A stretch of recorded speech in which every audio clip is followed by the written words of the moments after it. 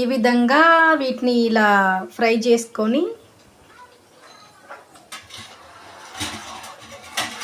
తర్వాత ఇలా fry చేసుకున్నామా, next ఈ పానకంలో చేసుకున్నాక 1 సెకండ్ తీస్తే స్వీట్ రెడీ.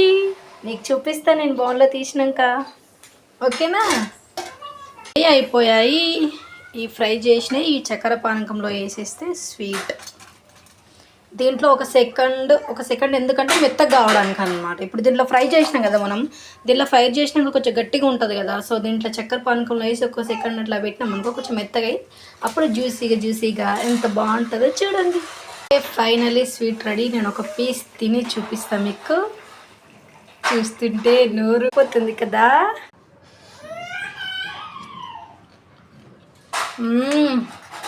నిజంగా యమ్మీ ఫ్రెండ్స్, సూపర్గా ఉంది. మీరు కంపల్సరీ ట్రై చేయండి, ఓకే?